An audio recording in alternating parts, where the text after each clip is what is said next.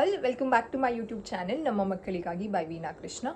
ಇದು highly requested video and ತುಂಬ ಜನ ನನಗೆ ಇನ್ಸ್ಟಾಗ್ರಾಮಲ್ಲಿ ಪರ್ಸ್ನಲ್ ಆಗಿ DMs ಮಾಡ್ತಿರ್ತಾರೆ. ನಮ್ಮ ಮಗುಗೆ ಯಾವ ಹಣ್ಣು ಕೊಡಬೇಕು ಆ್ಯಂಡ್ ಯಾವ ಹಣ್ಣು ಕೊಡಬಾರ್ದು ಆ್ಯಂಡ್ ಹಣ್ಣಿಂದ ಕೋಲ್ಡ್ ಆಗುತ್ತಾ ಆ್ಯಂಡ್ ಯಾವ ಹಣ್ಣನ್ನು ನಾವು ಕೋಲ್ಡ್ ಟೈಮಲ್ಲಿ ಕೊಡಬಾರ್ದು ಆ್ಯಂಡ್ ವೆಯ್ಟ್ ಗೇನ್ಗೆ ಯಾವ ಹಣ್ಣು ಕೊಡಬೇಕು, ಹಣ್ಣು ಕೊಡೋದ್ರಿಂದ ಏನೆಲ್ಲ ಬೆನಿಫಿಟ್ಸು ಮತ್ತು ಯಾವ ಟೈಮಲ್ಲಿ ನಾವು ಹಣ್ಣನ್ನು ಕೊಡಬೇಕು ಆ್ಯಂಡ್ ಯಾವ ಏಜಿಂದ ಕೊಡಬೇಕಾಗತ್ತೆ ಮಗುಗೆ, ಈ ಎಲ್ಲ ಸಾಕಷ್ಟು ಪ್ರಶ್ನೆಗಳಿಗೆ ಈ ವಿಡಿಯೋ ನಿಮಗೆ ಉತ್ತರ ಸಿಗುತ್ತೆ. ಈ ವಿಡಿಯೋದಲ್ಲಿ ನಿಮಗೆ ಉತ್ತರ ಸಿಗುತ್ತೆ. ಸೊ ನೀವೇನು ನನ್ನ ಚಾನೆಲ್ನ ಸಬ್ಸ್ಕ್ರೈಬ್ ಮಾಡ್ಕೊಂಡಿಲ್ಲ ಅಂತಂದರೆ please subscribe to my channel ನಮ್ಮ ಮಕ್ಕಳಿಗಾಗಿ by Veena Krishna. Yes, let's start the topic. ಮಕ್ಕಳಿಗೆ ಹಣ್ಣನ್ನು ಯಾವಾಗಿಂದ ಕೊಡೋದು? ಮಕ್ಕಳಿಗೆ ಹಣ್ಣನ್ನು ನಾವು 5 ತಿಂಗಳು ತುಂಬಿದ ಮೇಲೆ 6 ತಿಂಗಳಿಂದ ಸಾಲಿಡ್ಸ್ನ ಶುರು ಮಾಡ್ತೀವಲ್ಲ, ಆವಾಗ ನಾವು ಮಕ್ಕಳಿಗೆ ಹಣ್ಣನ್ನು ಕೊಡ್ಬೋದು. ಯಾವ ಹಣ್ಣನ್ನು ಕೊಡೋದು ಅನ್ನೋದಾದರೆ, ಎಲ್ಲ ನಮ್ಮ ಒಂದು ಪ್ರಾದೇಶಿಕವಾಗಿ ಯಾವ್ದು ನಮಗೆ ಸಿಗುತ್ತೋ ಆ ಹಣ್ಣನ್ನು ಎಲ್ಲ ಹಣ್ಣುಗಳನ್ನು ಕೊಡ್ಬೋದು. ಈಗ ಎಕ್ಸಾಂಪಲ್ ಸಮ್ಮರಲ್ಲಿ ಸಿಗುವಂತಹ ಹಣ್ಣುಗಳನ್ನು ನಾವು ಮಕ್ಕಳಿಗೆ ಕೊಡಬಹುದು ಆ್ಯಂಡ್ ಕೆಲವು ಹಣ್ಣುಗಳು ಕೆಲವು ಸೀಸನಲ್ಲಿ ಸಿಗೋದಿಲ್ಲ. ಅಂತಹ ಒಂದು ಹಣ್ಣುಗಳನ್ನ ಸ್ವಲ್ಪ ಕೊಡೋದಕ್ಕೆ ನೀವು ಹಿಂದೆ ಮುಂದೆ ನೋಡ್ಬೋದು. ಏನಕ್ಕಂತಂದರೆ ಸೀಸನಲ್ಲಿ ಆ ಟೈಮಲ್ಲಿ ನಮಗೆ ಸಿಗದೇ ಇರುವಂತಹ ಹಣ್ಣನ್ನು ಅದನ್ನು ಪ್ರಿಸರ್ವ್ ಮಾಡಿ, ಕೆಮಿಕಲ್ ಹಾಕಿ ಪ್ರಿಸರ್ವ್ ಮಾಡಿ ಆ ಹಣ್ಣನ್ನು ನಮಗೆ ಇವಾಗ ಸಿಗ್ತಿದೆ ಅಂತಂದರೆ ಆ ಹಣ್ಣನ್ನು ನೀವು ಕೊಡಬಾರ್ದು. ಏನಕ್ಕಂತಂದರೆ ಅದರಲ್ಲಿ ಕೆಮಿಕಲ್ ಹಾಕಿರ್ತಾರೆ. ಬಟ್ ಸೀಸನಲ್ಲಿ ಈಗ ಎಕ್ಸಾಂಪಲ್ ಕೆಲವು ತಿಂಗಳಲ್ಲಿ ಕೆಲವು ಹಣ್ಣುಗಳು ಸಿಗುತ್ತೆ ಅಲ್ಲ, ಈಗ ನಮಗೆ ಜಾಸ್ತಿ ಸಿಗ್ತಾ ಇರೋದು ಈ ಟೈಮಲ್ಲಿ ಸಮ್ಮರಲ್ಲಿ ಜಾಸ್ತಿ ಸಿಗ್ತಾ ಇರೋದು ಕಲ್ಲಂಗಡಿ ಹಣ್ಣು ಚೆನ್ನಾಗಿ ಸಿಗುತ್ತೆ. ಸೊ ಆ ಟೈಮಲ್ಲಿ ನೀವು ಆ ಹಣ್ಣುಗಳನ್ನ ಕೊಡ್ಬೋದು, ಯಾವುದೇ ರೀತಿ ಏನೂ ತೊಂದರೆ ಇಲ್ಲ. ಆ್ಯಂಡ್ ಎಷ್ಟು ಹಣ್ಣನ್ನು ನೀವು ಮಕ್ಕಳಿಗೆ ದಿನದಲ್ಲಿ ಕೊಡ್ಬೋದು ಅಂತಂದರೆ, ದಿನಕ್ಕೆ 1 ಹಣ್ಣು ಅಂತ ನೀವು ಪ್ಲ್ಯಾನ್ ಮಾಡ್ಕೋಬೋದು. ಕೆಲವು ಮಕ್ಕಳುಗಳು ಬನಾನಾ ತುಂಬ ಇಷ್ಟಪಟ್ಟು ತಿಂತಾರೆ, ಅದ್ರ ಜೊತೆ ಇನ್ನೊಂದು ಹಣ್ಣನ್ನು ನಾವು ಸಹ ಕೊಡಬಹುದು. ಹಣ್ಣು ಕೊಡೋದ್ರಿಂದ ತುಂಬ ಬೆನಿಫಿಟ್ಸ್ ಇದೆ. ನಾನು ಏನೆಲ್ಲ ಬೆನಿಫಿಟ್ಸ್ ಇದೆ ಆ್ಯಂಡ್ ಯಾವ ರೀತಿ ಮಕ್ಕಳಿಗೆ ಒಳ್ಳೆಯದಾಗುತ್ತೆ ಹಣ್ಣುಗಳಿಂದ ಅಂತ ನಾನು ಈ ವಿಡಿಯೋದಲ್ಲಿ ಹೇಳ್ತೀನಿ. ನೀವು ಕಂಪ್ಲೀಟ್ ಡೀಟೇಲ್ ವಿಡಿಯೋ ನೋಡಬೇಕಾಗತ್ತೆ. ಸೀಸನಲ್ ಫ್ರೂಟ್ಸ್ನ ನೀವು ಚೂಸ್ ಮಾಡ್ಕೊಳ್ಬೇಕಾಗತ್ತೆ. ಆ್ಯಂಡ್ ಕೆಲವರ ಪ್ರಶ್ನೆ ಏನು ಅಂತಂದರೆ, ನನ್ನ ಮಗು ಹಣ್ಣೇ ತಿನ್ನೋದಿಲ್ಲ, ಹಣ್ಣು ತಿನ್ನೋದಕ್ಕೆ ಇಷ್ಟಪಡ್ತಿಲ್ಲ, ನಾನು ಸಾಲಿಡ್ನ ಸ್ಟಾರ್ಟ್ ಮಾಡಿದ್ದೀನಿ ಅಂತ ಕೆಲವು ನನಗೆ ಮೆಸೇಜಸ್ ರಿಸೀವ್ ಆಗುತ್ತೆ. ಅರ್ಥ ಮಾಡ್ಕೊಳ್ಳಿ, ಮಗುಗೆ ಸಾಲಿಡ್ನ ಶುರು ಮಾಡಿದ ತಕ್ಷಣ ಎಲ್ಲನೂ ಇಷ್ಟಪಟ್ಟು ತಿನ್ನಬೇಕು ಅಂತ ಏನೂ ಇಲ್ಲ ಅಲ್ವಾ. It's okay, they take their own time. So ಅವ್ರು ಎಷ್ಟು ಓನ್ ಟೈಮ್ ತೊಗೊತಾರೋ ನಾವು ಅಷ್ಟೇ ಪೇಷನ್ಸ್ ಆಗಿ ವೆಯ್ಟ್ ಮಾಡಬೇಕಾಗತ್ತೆ. ಒಂದು ದಿನ ನಾವು ಕೊಟ್ಟಿದ ತಕ್ಷಣ ಮಗು ಇಷ್ಟಪಟ್ಟು ತಿನ್ನಬೇಕು ಅಂತ ಏನೂ ಇಲ್ಲ. ಸೊ ಪ್ಲೀಸ್ ಬಿ ಪೇಷಂಟ್ ಆಗಿ ನೀವು ಇರಬೇಕಾಗತ್ತೆ. You should have very good patience. ಆವಾಗಲೇ ಮಗುಗೂ ಸಹ ಆಹಾರ ಅನ್ನೋದು ಇಷ್ಟ ಆಗುತ್ತೆ. ಯಾವ ಹಣ್ಣನ್ನು ಯಾವ ರೀತಿ ಕೊಡೋದು ಅಂತ ಹೇಳೋದಾದರೆ, ಬನಾನಾನ ನಾವು ಸ್ಮ್ಯಾಶ್ ಮಾಡಿ ಕೊಡ್ಬೋದು, ಆ್ಯಪಲ್ನ ಸ್ಟೀಮ್ ಮಾಡಿ ಕೊಡ್ಬೋದು. ಕೆಲವರ ಕಮೆಂಟ್ಸ್ಗಳು ತುಂಬ ಇರುತ್ತೆ, ನೀವು ತಿಂದು ನೋಡಿ ಸ್ಟೀಮ್ ಮಾಡಿರೋದನ್ನು ಅದನ್ನು ಮಗುಗೆ ತಿನ್ನೋಕ್ಕಾಗತ್ತಾ ಹಾಗೆ ಹೀಗೆ ಅಂತ. ನಾವು ಆ್ಯಪಲ್ನ ಸ್ಟೀಮ್ ಮಾಡಿಲ್ಲ ಅಂತಂದರೆ ಅದರಲ್ಲಿ ಇರುವಂತಹ ಗಟ್ಟಿ ಅಂಶ ಮಗುಗೆ ಚೋಕ್ ಆಗುವಂಥ ಚಾನ್ಸಸ್ ಇರುತ್ತೆ. ಸೊ ಮಕ್ಕಳ ಸೇಫ್ಟಿಗಾಗಿ ನಾವು ಅದನ್ನು ಸ್ಟೀಮ್ ಮಾಡಿ ಅದಕ್ಕೆ ಒಂದು ಸ್ವಲ್ಪ ಜೇನುತುಪ್ಪ ಹಾಕಿ ಒಂದು ಸ್ವಲ್ಪ ಉಪ್ಪು ಮತ್ತು ಪೆಪ್ಪರ್ ಪೌಡರ್ನ ಹಾಕ್ಬೋದು. ಉಪ್ಪು ಹೇಳ್ತಿದ್ದೀರಾ, ಮಕ್ಕಳಿಗೆ 1 ವರ್ಷದೊಳಗಡೆ ಉಪ್ಪೇ ಕೊಡೋಂಗಿಲ್ಲ. ಖಂಡಿತವಾಗ್ಲೂ ನೀವು ಇದನ್ನು ತಪ್ಪಾಗಿ ಅರ್ಥ ಮಾಡ್ಕೊಂಡಿದ್ದೀರಾ. ಮಕ್ಕಳಿಗೆ 6 ತಿಂಗಳಿಂದ ಸಾಲಿಡ್ನ ಶುರು ಮಾಡಿದಾಗ ನಾವು ಒಂದು ಚಿಟಿಕೆ ಉಪ್ಪು ಹಾಕಲೇಬೇಕು. ಯಾಕಂತಂದರೆ ತಾಯಿಯ ಎದೆ ಹಾಲಲ್ಲಿ ಮಗುಗೆ ಬೇಕಾಗಿರುವಂತಹ, ಮಗುವಿನ ದೇಹಕ್ಕೆ ಬೇಕಾಗಿರುವಂತಹ ಸೋಡಿಯಂ ಅಂಶ ತಾಯಿಯ ಎದೆ ಹಾಲಲ್ಲಿ ಇರೋದಿಲ್ಲ. ಅದಕ್ಕೋಸ್ಕರನೇ 6 ತಿಂಗಳವರೆಗೂ ಮಾತ್ರ ಎಕ್ಸ್ಕ್ಲೂಸಿವ್ ಬ್ರೆಸ್ಟ್ ಫೀಡಿಂಗ್ ಮಾಡಬೇಕು. 6 ತಿಂಗಳಾದಮೇಲೆ ಮಕ್ಕಳ ಆಕ್ಟಿವಿಟೀಸ್ ಜಾಸ್ತಿ ಆಗುತ್ತೆ. ಅದಕ್ಕೋಸ್ಕರ ಮಕ್ಕಳ ಆಕ್ಟಿವಿಟೀಸ್ಗೆ ಮಕ್ಕಳಿಗೆ ಬೇಕಾಗಿರುವಂತಹ ಎನರ್ಜಿ, ಎಲ್ಲ ರೀತಿಯಾದ ನ್ಯೂಟ್ರಿಷಿಯಸ್ ಫುಡ್ ಬೇಕಾಗಿರೋದು ಮಕ್ಕಳಿಗೆ ಸಾಲಿಡಲ್ಲಿ. ಸೊ ನಾವು ಉಪ್ಪನ್ನು ಹಾಕ್ಬೋದು, ಯಾವುದೇ ರೀತಿ ತೊಂದರೆ ಆಗೋದಿಲ್ಲ. ಈ ರೀತಿ ನಾವು ಸ್ಟೀಮ್ಡ್ ಆ್ಯಪಲ್ನ ಕೊಡಬಹುದು. ಅದಾದಮೇಲೆ ಪಪ್ಪಾಯನ ನಾವು ಮ್ಯಾಶ್ಡ್ ಮಾಡಿ ಕೊಡ್ಬೋದು, ಸಪೋಟ ಕೊಡಬಹುದು, ಮತ್ತು ಕಿವಿ ಫ್ರೂಟ್ನ ಕೊಡಬಹುದು, ಡ್ರ್ಯಾಗನ್ ಫ್ರೂಟ್ನ ಕೊಡ್ಬೋದು. ಆ್ಯಂಡ್ ಬೇರೆ ನಮಗೆ ಸಿಗುವಂತಹ ಎಲ್ಲ ಫ್ರೂಟ್ಸ್ಗಳನ್ನು ನೀವು ಟ್ರೈ ಮಾಡ್ಬೋದು, ದಿನಕ್ಕೆ 1 ಫ್ರೂಟ್ ಅಂತ. ಆ್ಯಂಡ್ ಕೆಲವರು ಬರೀ ಹಣ್ಣಿನ ಜ್ಯೂಸನ್ಸನ್ನೇ ಕೊಡ್ತಿರ್ತಾರೆ, ಆ ರೀತಿ ಮಾಡೋಕ್ಕೆ ಹೋಗ್ಬಿಡಿ. ನಾವು ದಾಳಿಂಬೆ ಹಣ್ಣನ್ನು ಮಗುಗೆ ಅಂದರೆ 6 ತಿಂಗಳಿಂದನೇ ಕೊಡೋದಕ್ಕಾಗೋದಿಲ್ಲ. ಏನಕ್ಕಂತಂದರೆ ಅದರಲ್ಲಿ ಬೀಜ ಇರುತ್ತೆ, ಬೀಜನ ಮಗು ನುಂಗ್ಬಿಡುತ್ತೆ ಅನ್ನುವಂತಹ ಭಯಕ್ಕೆ ನಾವು ಅದನ್ನು ಸ್ಕ್ವೀಸ್ ಮಾಡಿ ಆರೆಂಜ್ ಜ್ಯೂಸ್ನ, ದಾಳಿಂಬೆ ಜ್ಯೂಸ್ನ ಕೊಡ್ಬೋದು. ಅದೇ ರೀತಿ ಆರೆಂಜ್ ಪಲ್ಪ್ನೆಲ್ಲ ತೊಗೊಂಡು ಆ ರಸನ ಮಗುಗೆ ಕೊಡ್ಬೋದು. ಅದೇ ಆರೆಂಜ್ನ ನೀವು ಮಗುಗೆ ಒಂದೇ ಒಂದು ಆರೆಂಜ್ನ ಇದನ್ನೆಲ್ಲ ಬಿಡಿಸಿ, ಸಿಪ್ಪೆನೆಲ್ಲ ಬಿಡಿಸಿ ಕೈಗೆ ಕೊಡಿ. ಮಗು ಟೆಕ್ಸ್ಚರ್ನ ಫೀಲ್ ಮಾಡಿ ಮಗು ತಿನ್ನಲಿ. ಪ್ರತಿಯೊಂದು ಹಣ್ಣನ್ನು ಸಹ ನೀವು ಜ್ಯೂಸ್ ಮಾಡಿ ಕೊಟ್ಟರೆ ಮಗುಗೆ ಸಿಗುವಂತಹ ಫೈಬರ್ ಅಂಶ, ಹಣ್ಣಲ್ಲಿ ಇರುವಂತಹ ಫೈಬರ್ ಅಂಶ ಮಗುಗೆ ಸಿಗೋದಿಲ್ಲ. ಈ ರೀತಿ ನೀವು ಹಣ್ಣುಗಳನ್ನ ಕೊಡ್ಬೋದು. ಬನಾನಾನ ಕೊಡಬೇಕಾತಂದ್ರೆ ಚಿಕ್ಕ ಚಿಕ್ಕ ಪೀಸಸ್ನ ಮಾಡಬಾರ್ದು. ಇವಾಗ 6 ತಿಂಗಳಿಂದ ಕೊಡೋದಾದರೆ ಸ್ಮ್ಯಾಶ್ ಮಾಡಿ ಮಗುಗೆ ತಿನ್ನಿಸ್ಬೋದು. ಅಂದರೆ 2 ರೀತಿಯಾದ ಒಂದು ಈಟಿಂಗ್ ಪ್ಯಾಟ್ರನ್ ಮಗುವಲ್ಲಿ ನೋಡ್ತೀವಿ. ಒಂದು ಬೇಬಿ ಲೆಡ್ ವೀನಿಂಗ್ ಅಂತ ಹೇಳ್ತೀವಿ, ಇನ್ನೊಂದು ನಾವೇ ತಿನ್ನಿಸೋದು. ಯಾವುದನ್ನು ನೀವು ಪ್ರಾಕ್ಟೀಸ್ ಮಾಡಿದ್ರು ತೊಂದರೆ ಇಲ್ಲ. ಇದನ್ನು ಬೇಬಿ ಲೆಡ್ ವೀನಿಂಗ್ ಮಗುನೇ ತಿನ್ನೋಕ್ಕೆ ನಾವು ಕೊಡ್ತಿದ್ದೀವಿ ಅಂತಂದರೆ, ಈಗ ಆ್ಯಪಲ್ ಸ್ಟೀಮ್ ಮಾಡಿರುವಂತಹ ಆ್ಯಪಲ್ನ ನಾವು ಒಂದು ಉದ್ದ ಪೀಸ್ ಮಗುವಿನ ಕೈಗೆ ಇಷ್ಟು, ಈಗ ಎಕ್ಸಾಂಪಲ್ ಮಗು ಇದು ಕೈ ಇಷ್ಟು ಓಕೆ ಹೀಗೆ ಹಿಂಗೆ ಇಟ್ಕೊಳ್ಬೇಕು, ಮಗು ಇಷ್ಟು ಉದ್ದ ಇರಬೇಕು. ಸೊ ಅಷ್ಟು ಪೀಸ್ನ ನಾವು ಸ್ಟೀಮ್ ಮಾಡಿ ಕೊಡಬಹುದು. ಬನಾನಾನು ಸಹ ನಾವು ಒಂದು ಫುಲ್ ಉಂಡೆ ಬನಾನಾ, ಒಂದು ಫುಲ್ಲು ಸಿಪ್ಪೆ ತೆಗೆದಿರುವಂತಹ ಬನಾನಾನ ಮಗುಗೆ ಕೈ ಕೊಡ್ಬೋದು. ಬಟ್ ಈ ರೀತಿ ಬೇಬಿ ಲೆಡ್ ವೀನಿಂಗ್ ನೀವು ಮಾಡ್ತಿದ್ದೀರಾ ಅಂತಂದರೆ ಮಗು ಪಕ್ಕ ಕುತ್ಕೊಳ್ಳೋದು ತುಂಬ ಇಂಪಾರ್ಟೆಂಟ್. ಸೂಪರ್ವಿಷನ್ ಇರಬೇಕಾಗುತ್ತೆ. ಚೋಕಿಂಗ್ ಆಗುವಂತಹ ಚಾನ್ಸಸ್ ಇರುತ್ತೆ, ಗ್ಯಾಗಿಂಗ್ ಆಗುವಂತಹ ಚಾನ್ಸಸ್ ಜಾಸ್ತಿ ಇರುತ್ತೆ. ಅದಕ್ಕೋಸ್ಕರ ನೀವು ಮಗು ಪಕ್ಕನೇ ಸೂಪರ್ವಿಷನ್ ನೀವು ಇರಲೇಬೇಕಾಗತ್ತೆ. ಅದಾದಮೇಲೆ ದ್ರಾಕ್ಷಿನ ನೀವು ಏನಾರ ಮಗುಗೆ ಕೊಡ್ತಿದ್ದೀರಾ ಅಂತಂದರೆ ಇಟ್ಸ್ ವೆರಿ ಡೇಂಜರಸ್. ಕಂಪ್ಲೀಟ್ ಒಂದು ಉಂಡೆ ದ್ರಾಕ್ಷಿನ ಮಗು ಬಾಯಿಗೆ ಹಾಕೊಂಡಾಗ ಮಗುಗೆ ತುಂಬ ಕೇಸಸ್ ಇದೆ. ಅದು ವೆರಿ ಟ್ರಾಜಿಡಿ ಕೇಸಸ್ಸೇ ಜಾಸ್ತಿ ಆಗಿದೆ. ಮಗುಗೆ ಡೆತ್ ಸಹ ಕೆಲವು ಮಕ್ಕಳುಗಳಾಗಿದ್ದಾರೆ ನುಂಗ್ಬಿಟ್ಟು. ಏನಕ್ಕಂದರೆ ಅದು ಏರ್ ವೇಗೆ ಹೋಗಿ ಸ್ಟಕ್ ಆಗಿ ಮಗುಗೆ ಉಸಿರಾಡೋದಕ್ಕಾಗೋದಿಲ್ಲ. ಸೊ ತುಂಬ ಇದೆ. ಅದನ್ನು ಚಿಕ್ಕ ಚಿಕ್ಕ ಪೀಸಸ್ ಆಗಿ ನಾವು ಮಾಡಿ ಮಕ್ಕಳಿಗೆ ಕೊಡಬಹುದು. ಆ್ಯಂಡ್ ಈಗ ಯಾವುದೇ ಹಣ್ಣನ್ನು ನೀವು ತೊಗೊಂಡ್ರು 6 ತಿಂಗಳಿಂದ ಮ್ಯಾಶ್ಡ್ ಮಾಡಿ ಕೊಡ್ಬೋದು, ಪ್ಯೂರಿ ಮಾಡಿ ಕೊಡ್ಬೋದು. ಅದೇ ಮಗು 7 ತಿಂಗಳು 8 ತಿಂಗಳು ಅಂತ ಬಂದಾಗ ಆ ಒಂದು ಪ್ಯೂರಿ ಫಾರ್ಮ್ನ ಇನ್ನೊಂದು ಸ್ವಲ್ಪ ಗಟ್ಟಿ ಮಾಡಿ, ಈಗ ಸಪೋಟನ ನಾವು ಹಾಗೇನೆ ಸ್ಪೂನಲ್ಲಿ ಸ್ಕ್ರೇಪ್ ಮಾಡಿ ತಿನ್ನಿಸ್ಬೋದು, ಬನಾನಾನ ಹಾಗೆ ನಾವು ಮ್ಯಾಶ್ ಮಾಡಿ ತಿನ್ನಿಸ್ಬೋದು. ಆ್ಯಂಡ್ ದಾಳಿಂಬೆ ಜ್ಯೂಸ್ನ ಕೊಡ್ಬೋದು, ಆರೆಂಜ್ ಜ್ಯೂಸ್ನ ಕೊಡಬಹುದು. ಆ್ಯಂಡ್ ಪಪ್ಪಾಯನ ಹಾಗೆ ಸ್ಪೂನಲ್ಲಿ ಸ್ಕ್ರೇಪ್ ಮಾಡಿ ತಿನ್ನಿಸ್ಬೋದು. ಆ್ಯಂಡ್ ನಮಗೆ ಬೇರೆ ಇನ್ನು ಯಾವ ಹಣ್ಣು ಸಿಗುತ್ತೆ ಅಂತಂದರೆ ಮೂಸಂಬಿ ಸಿಗುತ್ತೆ, ಅದನ್ನು ನಾವು ಜ್ಯೂಸ್ ಕೊಡ್ಬೋದು. ಆ್ಯಂಡ್ ಡ್ರ್ಯಾಗನ್ ಫ್ರೂಟ್ನೂ ನಾವು ಟ್ರೈ ಮಾಡ್ಬೋದು. ಕಿವಿ ಫ್ರೂಟ್ನೂ ನಾವು ಟ್ರೈ ಮಾಡ್ಬೋದು. ಕಿವಿ ಸ್ವಲ್ಪ ಹುಳಿ ಇರುತ್ತೆ, ಅದರಲ್ಲಿ ಸಿಟ್ರಿಕ್ ಆ್ಯಸಿಡ್ ಜಾಸ್ತಿ ಇರುತ್ತೆ, ಸಿಟ್ರಸ್ ಅಂಶ. ಅದಕ್ಕೋಸ್ಕರ ಅದಕ್ಕೆ ಒಂದು ಸ್ವಲ್ಪ ಹನಿ ಮಿಕ್ಸ್ ಮಾಡಿ ಒಂದು ಸ್ವಲ್ಪ ಉಪ್ಪು ಮತ್ತು ಪೆಪ್ಪರ್ನ ಹಾಕಿ ಮಗುಗೆ ಕೊಡೋದ್ರಿಂದ ಮಗು ತುಂಬ ಎಂಜಾಯ್ ಮಾಡ್ಕೊಂಡು ತಿಂತಾರೆ. ನಾನು ಇದೇ ರೀತಿ ಅದಿತಿಗೆ ಫಾಲೋ ಮಾಡಿದ್ದು.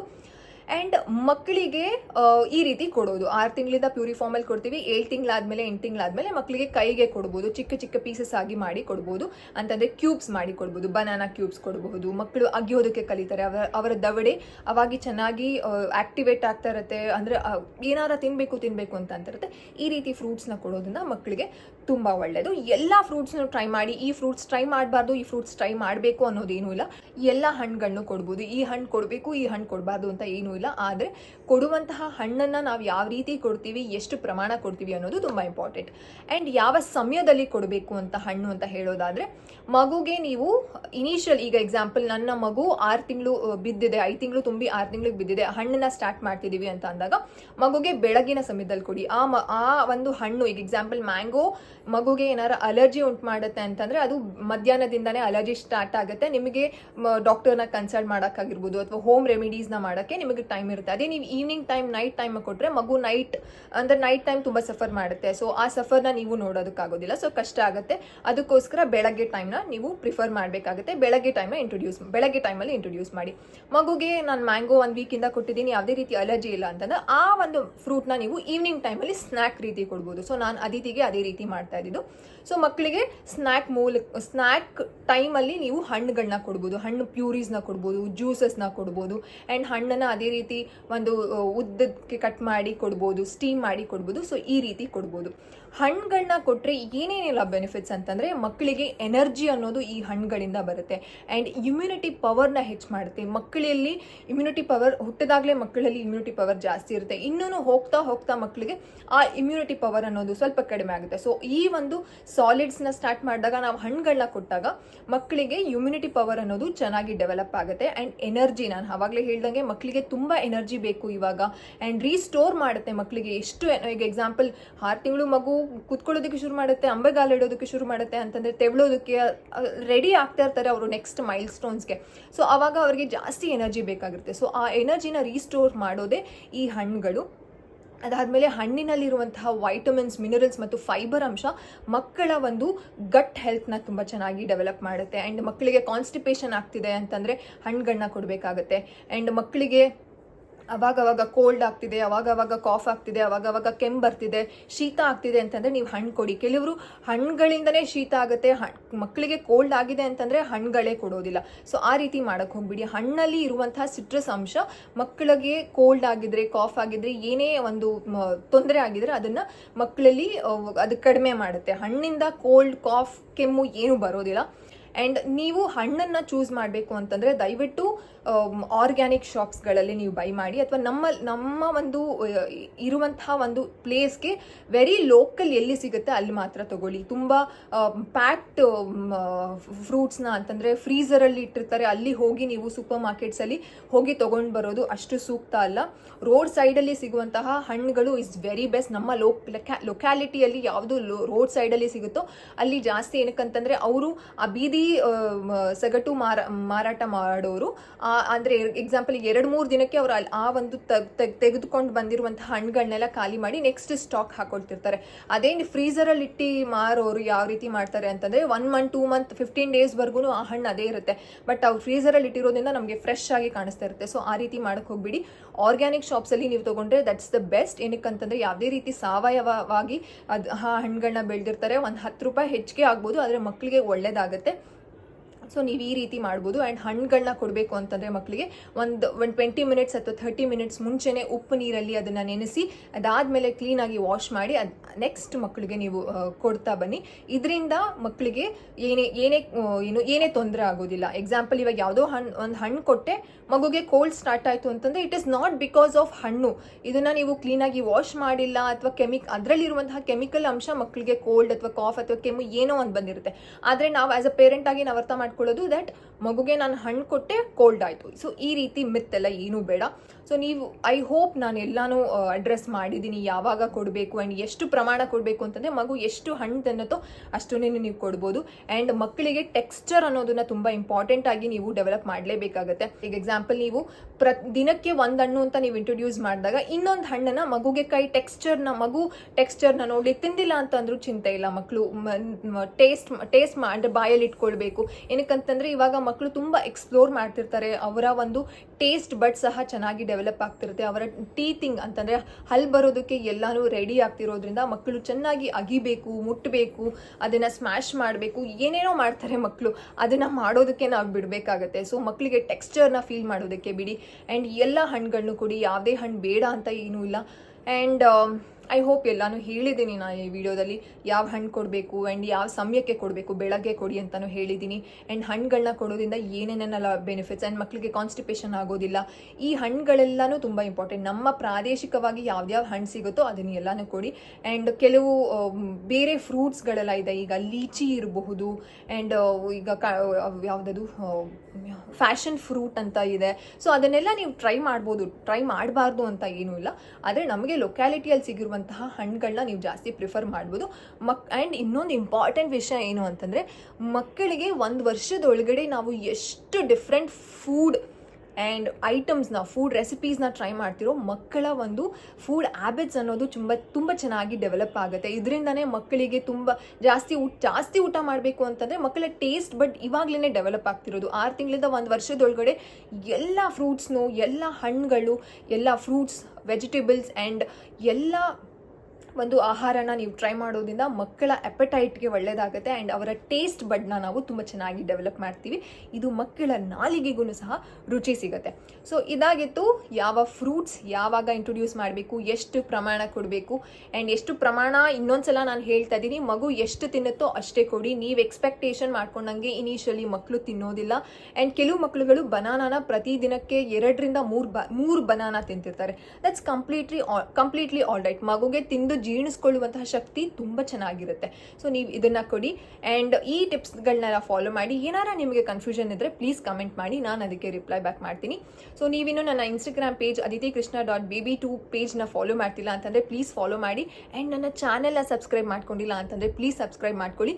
And activities related videos, stories, rhymes, developmental milestone activities and school going ಚಿಲ್ಡ್ರನ್ಗೆ ಯಾವ್ಯಾವ ಆಕ್ಟಿವಿಟೀಸ್ ಮಾಡಿಸ್ಬೋದು. ಮಕ್ಕಳು ಫೋನಲ್ಲೇ ಇನ್ವಾಲ್ವ್ ಆಗಿಬಿಟ್ಟಿದ್ದಾರೆ, ಮಕ್ಕಳನ್ನ ಫೋನ್ ಅಡಿಕ್ಷನ್ಸ್ನ ಬಿಡಿಸ್ಬೇಕಾ? ಹಾಗಿದ್ರೆ ನನ್ನ ಚಾನಲಲ್ಲಿ ಅಂತಂದರೆ ಅದಿತಿ ಕೃಷ್ಣ ಯೂಟ್ಯೂಬ್ ಚಾನಲಲ್ಲಿ ಬರುವಂತಹ ಆ್ಯಕ್ಟಿವಿಟೀಸ್ನ ನೀವು ನೋಡಬೇಕಾಗುತ್ತೆ. ಸೊ ಆ ಆ್ಯಕ್ಟಿವಿಟೀಸ್ ವಿಡಿಯೋ ನೋಡಬೇಕು ಅಂತಂದರೆ ನೀವು ಅದಿತಿ ಕೃಷ್ಣ ಯೂಟ್ಯೂಬ್ ಚಾನಲ್ನ ನೀವು ಸಬ್ಸ್ಕ್ರೈಬ್ ಮಾಡ್ಕೊಳ್ಬೇಕಾಗುತ್ತೆ. So see you, tata, bye. Thanks for watching, bye.